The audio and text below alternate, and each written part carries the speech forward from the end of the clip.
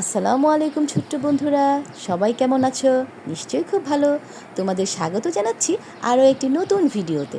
আমি আজকে তোমাদের সাথে শেয়ার করব কিভাবে খুব সহজেই ঘড়ি আঁকানো যায়। তো বন্ধুরা, চলো দেখি। প্রথমেই আমরা একটি স্কেল থেকে 0.10 সেন্টিমিটার নিয়ে নিব সরল রেখা।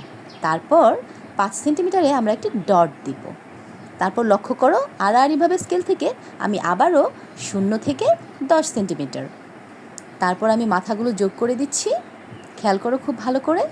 হ্যাঁ, উপরের 2 মাথা যোগ করার পরে নিচে আমি যেখানে স্কেলটা ধরেছি সেখানে কিন্তু আমি আবার 0 থেকে 10 সেন্টিমিটার নিয়েছি এবং একইভাবে আবারও 0 থেকে 10 সেন্টিমিটার।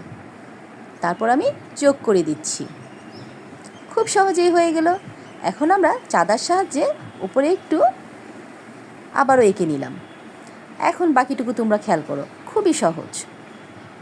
বন্ধুরা, তোমরা অবশ্যই স্কেল করার পরে সাইন পেন অথবা জেল পেন করবে, তাহলে তোমাদের চিত্রটি খুবই স্পষ্ট হবে।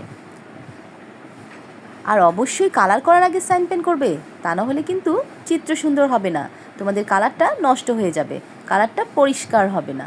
ঠিক আছে? খেয়াল করো বন্ধুরা, আমি কীভাবে নাটাই আঁকছি।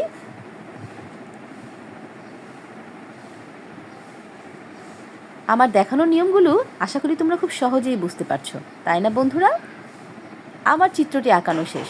এরপর আমি সাইন পেন করে নিচ্ছি।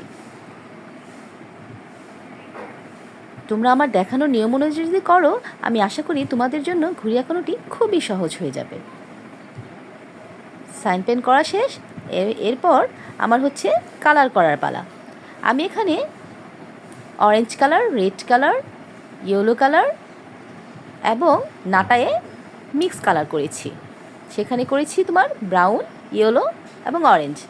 ইয়েলো আর ব্রাউন আমি মিক্স আপ করেছি। আর ঘুড়ির লেজটাতে আমি ডিপ গ্রিন আর লাইট গ্রিন ইউজ করেছি। তোমরা তোমাদের মন মতো করতে পারো। তোমরা চাইলে ব্লু এবং রেডও করতে পারো, কিন্তু বন্ধুরা ব্লু আর রেডও কিন্তু ঘুড়িতে চমৎকার ফুটে ওঠে। ঘুড়ি যত বেশি চকচকে করবে তত বেশি সুন্দর, কারণ ঘুড়ি একটি কালারফুল চিত্র, তাই না বন্ধুরা? আশা করি আমার ভিডিওটি তোমাদের আসসালামু আলাইকুম ছোট্ট